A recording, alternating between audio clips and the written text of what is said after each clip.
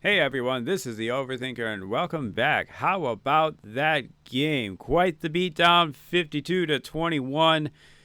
And in the second half, the Lions basically had anything they wanted. A complete shellacking of the former offensive coordinator, now turned head coach of the Bears.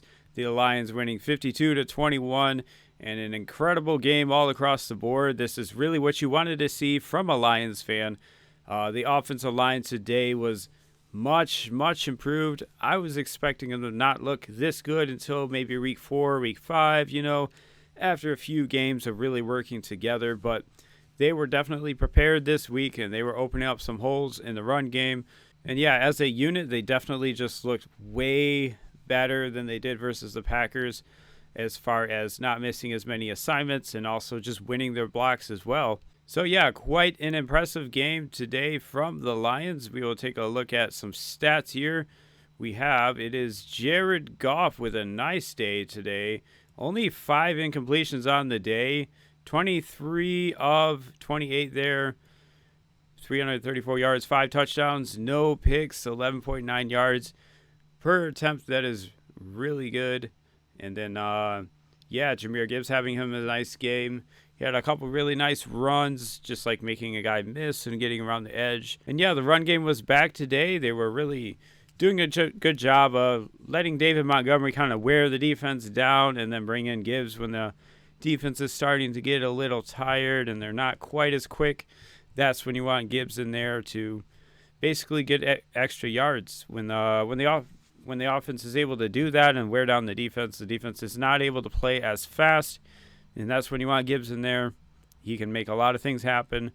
And I do think that's the best way to just kind of utilize both of those guys, Let David Montgomery wear the defense down, and then you get Gibbs in there, and he's so goddamn fast that it's really hard for defenders to try and stop him, especially when they're tired. And yeah, we also had 9 receptions, 115 yards for St. Brown, and Jameson Williams with 2 catches, 164-yarder. In a nice touchdown. Really nice game from him as well. Getting behind the defense on that play. Just kind of like ran right by the safety on a post route. They had no chance of stopping him on that one. And that's what we want to see with this offense. Once the run game starts working, the defense is going to have to kind of think about how they want to fit the run, obviously. And yeah, pretty good day from the offense overall. We also had 4 sacks as a defense. Got 1 from Brian Branch, 1 from Al-Qadim Muhammad, 1 from Marcus Davenport, and 1 from Aiden Hutchinson. Marcus Davenport came in and got that sack like right after it looked like he maybe twisted his ankle or something, but he came in, I think, the next defensive drive and got himself a sack. So yeah, that's nice to see him kind of shake off an injury that wasn't like a serious thing, but definitely something he maybe didn't have to play through, but it's nice to see him come back and make a nice play right after it. Then we also have Caleb Williams, 19 of 30, had 2 touchdowns and 1 interception. And DeAndre Swift had quite a few carries. There were a couple nice runs by him, but really the story today was Rome Odunze for the Bears having 2 touchdowns, 128 yards, and it could have been about 50 more yards. I think he had 2 pretty big drops in the fourth or third quarter there, I think. When they still kind of maybe had a chance if they picked up those 2 big plays. Rome Odunze was definitely a problem. So, I don't know, maybe trade for him in fantasy. Not sure. But he definitely has been having himself a season so far. And definitely for the Bears, good for them to have another option other than just DJ Moore. And it's very possible that Rome Odunze will be the better receiver overall in the next coming years.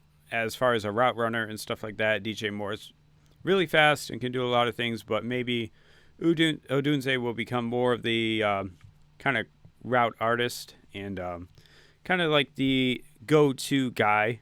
And yeah, we also have big news. Jared Goff becoming the second most passer of touchdowns for the Detroit Lions in franchise history, passing Bobby Lane with 118 today.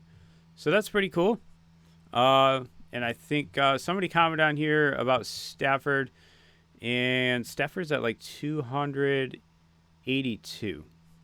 So it's still pretty far off Stafford. It would take quite a few years of playing at a high level to get to that for just the Lions, obviously. But yeah, that's pretty cool, making some Lions history. And also, both coordinators for the Lions, definitely this week, you're coming away looking very impressed. Now, I didn't really think the offensive coordinator was a problem as far as John Morton. Last week, I really felt like it was more Jared Goff not having enough time to really get to what he wanted, or the deep stuff just wasn't there. And I'm not someone that's just going to come blame the offensive coordinator because the deep routes weren't open. I think at times that's just you're kind of playing against a play caller that kind of knows what you want to do, and you don't really have time to get to some of that stuff anyways because the offensive line was really just falling apart last week on the interior. So an incredible job this week, just working together as a unit and getting the job done. Jared Goff did have a few times he was definitely under pressure, and he moved to the side and made a throw. Or he had one play where he just kind of scrambled, and then we kicked the field goal. And yeah, as far as the offense, it looks like it hasn't changed a whole lot in terms of like formations and stuff. I was actually, during my live stream, talking about this a lot. Like pretty much almost every formation we came out in was like a tight split with basically like 2 tight ends, 2 wide receivers, and a running back kind of under center. Yeah, I guess if you kind of look at this formation, you'll notice how everyone is kind of tight at the line of scrimmage. There's no wide receivers out wide. And this was kind of a formation we saw 20, 25 times on both sides of the field. Like the Bears were doing this as well. So definitely it was very similar in terms of like the offensive game plan for both teams. It was very like just very similar. A lot of play action, over routes, and it's not really terribly complicated. It's more about execution, obviously, and putting the best players you have in the right position. So yeah, that's really good for the Lions to come out on offense and show that they're really capable of being a good offense again this year. Yeah, that is very important, obviously. You want to score a lot of points in this league, and if you can't, you will not win. And in other news, we have Brian Branch, apparently just a cramp, so hopefully everything's going to be all right with him. He did come out of the game, I think somewhere in it was in the fourth quarter. We were up by quite a bit. And it was like right after that injury, they started taking out starters on both sides. I think they were like, oh, crap, yeah, we don't want anyone to get hurt. It's like a 4-possession game, right? So yeah, that has to be kind of a tough situation for any coach to kind of decide when do you want to really take out the starters, when do you really feel like the game is over, and it's good that hopefully he's all right.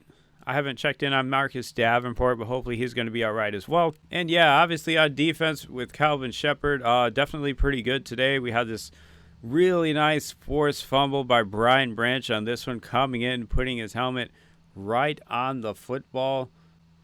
And there it is. Yeah, you can see the mouthpiece bouncing right off Branch's helmet. It's crazy how he wears that mouthpiece, but really nice hit there, putting the helmet right on the ball. And then we also have Bears Twitter here basically saying, hey, Caleb actually played pretty well. And I would say, from what I can tell, he did play pretty well, a lot better than week one. Week one, he was missing a lot of just wide open throws. This game, it was really just a couple throws he had. There was the one throw, he threw it like kind of at the wide receiver's knees. Then you had this play, which was, the interception by Kirby Joseph. To me, this was kind of like almost like a punt. I mean, it's 2nd and 32. Yeah, I mean, ideally you would dump this off and get like 10 yards or something, but this is not like worst case scenario, changing field position. But then we have to have another look at this catch by Isaac Tesla. Probably the play of the game once again, right before half. Incredible catch, and I would say he was probably touchdown in my opinion. My first thought was, oh yeah, he got out of bounds. But then watching the replay, it's pretty obvious he did not get out of bounds. He was touched on the kind of like the shoulder helmet area here as his knee is down. That guy's calf touches him. So yeah, that should have been down in bounds. But also they had the problem where they did not spot the ball fast enough for the Lions to go spike the ball, because the Lions were trying to spike the ball, but the ref is just standing there over the ball trying to prevent the Lions from snapping when he's only really supposed to do that when the defense is making substitutions and stuff. He's not supposed to like just prevent the offense from getting a spike off. So yeah, really either way you slice it, this was just missed officiating. Even if he was inbounds, the refs messed up with spotting the ball, okay? And if he was out of bounds, like the broadcast said he was out of bounds, which they're wrong. This broadcast was terrible, by the way. But yeah, the broadcast said it was out of bounds and that the clock operator just never stopped the clock, I guess. Yeah, the one guy on this broadcast kept calling Brian Branch, Deion Branch. I think he said it 3 or 4 times on the same drive. It was insane. So yeah, pretty much a perfect victory for the Lions. Hopefully coming away with no injuries today. We'll have to see officially on Brian Branch. But also looking at the future schedule, this was an incredibly important game to come away with a victory. But also the fashion we did it definitely gives you some confidence going forward that the Lions can remain one of the top teams in the NFC and stay competitive, because obviously we have a very difficult schedule coming up. You know, we've got the Baltimore Ravens next week, Monday night. I will not be able to stream that game or make a video right after. I will be at work, so I will be making a video kind of like Tuesday morning after. But then we have a home game versus the Browns before 2 more tough road games, Bengals and Chiefs. Now, Joe Burrow has hurt his ankle, so I'm pretty sure as I'm recording here. Yeah, so as far as I can tell, there's really nothing new here.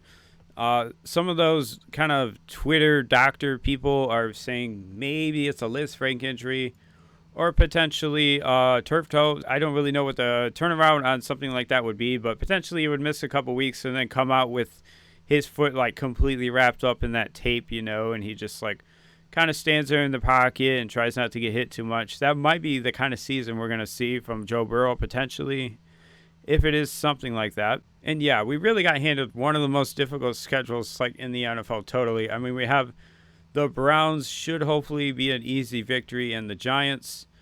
Plus we play the Bears again on the road. But other than that, pretty much everyone on this schedule is a playoff team or a playoff contender. So definitely for the Lions, it is incredibly important we picked up the victories where we can get them, you know. And yeah, definitely first Ben Johnson, if we can have the upper hand as far as the coaching and knowing what he wants to do, especially that should help our defense a lot, you know. And hopefully that's the story going forward. Obviously, I want Ben Johnson to succeed, you know, as a fan, but I don't want him to succeed versus the Lions, of course. So that's all we really have today. It was an incredible game all around. What a great team victory. You know, we had a lot of contributions from many different players. Only real negative thing I will say is Terrion Arnold again was kind of getting picked on when he was lined up against Odunze, which was a lot of the time. It was not good. So just another week of evidence, you know, but Terrion Arnold so far is not looking like that number 1 corner we were all kind of hoping for. But that's pretty much all I have. We will catch you in the next one. And it might be a look at this game versus the Chiefs and Eagles. I'm going to catch up on that game and potentially make a video on that one. We'll see how that goes. Thanks for watching.